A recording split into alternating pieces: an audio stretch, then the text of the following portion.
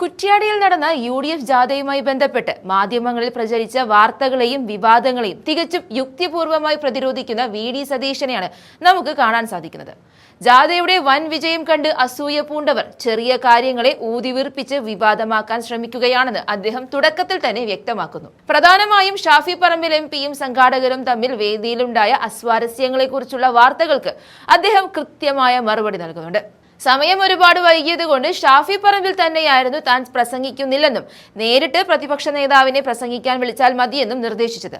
എന്നാൽ സംഘാടകർ ഷാഫി സംസാരിക്കണമെന്ന് നിർബന്ധിച്ചപ്പോൾ അദ്ദേഹം അത് വേണ്ട എന്ന് പറയുകയായിരുന്നു. ഇത് ഒരു കുടുംബത്തിനകത്തുണ്ടാകുന്നത് പോലെയുള്ള സാധാരണമായ സംഭാഷണം മാത്രമാണെന്നും ഇതിനെ തർക്കമായി ചിത്രീകരിക്കേണ്ടതില്ലെന്നും സതീശൻ പറയുന്നു. അതുപോലെ തന്നെ മുൻ KPCC പ്രസിഡന്റ് മുല്ലപ്പള്ളി രാമചന്ദ്രൻ വേദിയിൽ വീണു എന്ന തരത്തിൽ വന്ന വാർത്തകളെ അദ്ദേഹം പച്ചക്കള്ളം എന്നാണ് വിശേഷിപ്പിച്ചത്. താൻ പ്രസംഗിക്കാൻ എഴുന്നേറ്റപ്പോൾ അദ്ദേഹം കസേരയിലേക്ക് ഇരിക്കുക മാത്രമാണ് ചെയ്തതെന്നും ഇത്തരത്തിലുള്ള വ്യാജ വാർത്തകൾ നൽകുന്നത് മാധ്യമങ്ങളുടെ വിശ്വാസ്യത തകർക്കുമെന്നും അദ്ദേഹം ഓർമ്മിപ്പിക്കുന്നു. രാഷ്ട്രീയമായ വശങ്ങളെക്കുറിച്ച് സംസാരിക്കുമ്പോൾ DA ജീവനക്കാരുടെ അവകാശമല്ലെന്ന് കോടതിയിൽ സത്യവാങ്മൂലം നൽകിയ ഇടതുപക്ഷ സർക്കാരിനെ അദ്ദേഹം രൂക്ഷമായി വിമർശിക്കുന്നു. തൊഴിലാളികളുടെ അവകാശങ്ങൾക്ക് വേണ്ടി നിലകൊള്ളേണ്ട കമ്മ്യൂണിസ്റ്റ് സർക്കാർ ഇത്തരം നിലപാടുകൾ എടുക്കുന്നത് ഫാസിസ്റ്റ് രീതിയാണെന്നും അദ്ദേഹം കുറ്റപ്പെടുത്തി. ജാഥ കടന്നുപോയ കാസർഗോഡ്, കണ്ണൂർ, കോഴിക്കോട് ജില്ലകളിലെ ജനപങ്കാളിത്തത്തെക്കുറിച്ച് അദ്ദേഹം ആവേശത്തോടെയാണ് സംസാരിക്കുന്നത്. കോൺഗ്രസ് വളരെ പിന്നിലായിരുന്ന മണ്ഡലങ്ങളിൽ പോലും ആയിരക്കണക്കിന് ആളുകളാണ് സ്വീകരണത്തിനെത്തിയത്.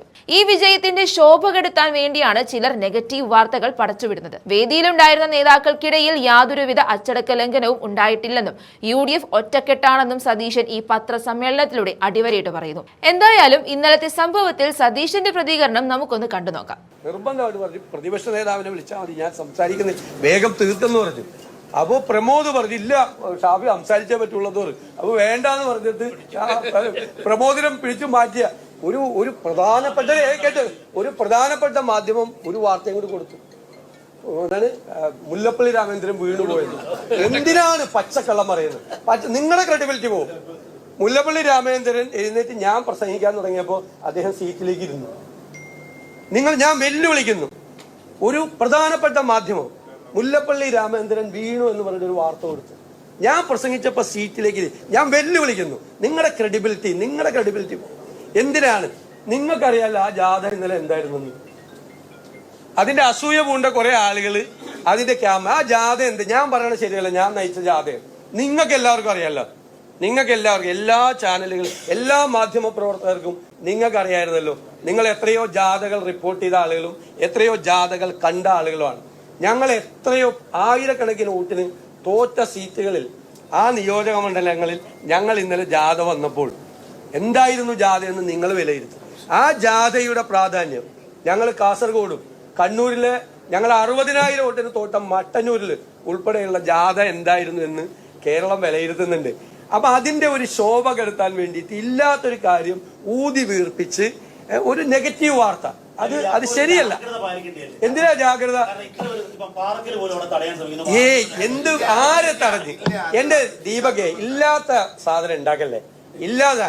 അതായത് എന്നെ പ്രസംഗിപ്പിച്ചു പരിപാടി അവതരിപ്പിക്കും, ഞാൻ പ്രസംഗിക്കുന്നില്ല എന്നൊരാൾ. ഇപ്പൊ രാജമോൻ ഉണ്ണിത്താൻ കാസർഗോഡ് പറഞ്ഞു, ഞാൻ സംസാരിക്കുന്നില്ല, സംസാരിച്ചാൽ സമയത്ത് തീരില്ല, എന്റെ സംസാരം നിനക്ക് അറിയാലോ എന്ന് പറഞ്ഞത് എന്നോട്.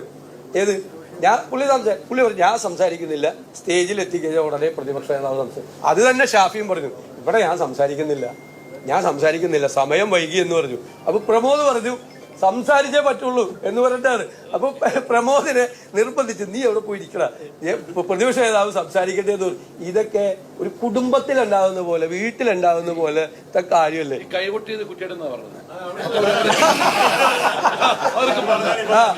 അതേ വീട് എന്നെ സ്വീകരിക്കാൻ കോഴിക്കോട് മറ്റേ അതിർത്തിയിൽ വരുമ്പോ ഉണ്ട് ഇത്. അപ്പോൾ ഞാൻ കാണുന്നത്. എന്നിട്ട് സോഷ്യൽ മീഡിയയിൽ പ്രചരണം, അവിടെ ഈ സ്റ്റേജിൽ വെച്ച് ഉന്തിയിട്ടിട്ട് DCC പ്രസിഡന്റിന്റെ കൈവോട്ട് ചെയ്ത ദൈവം.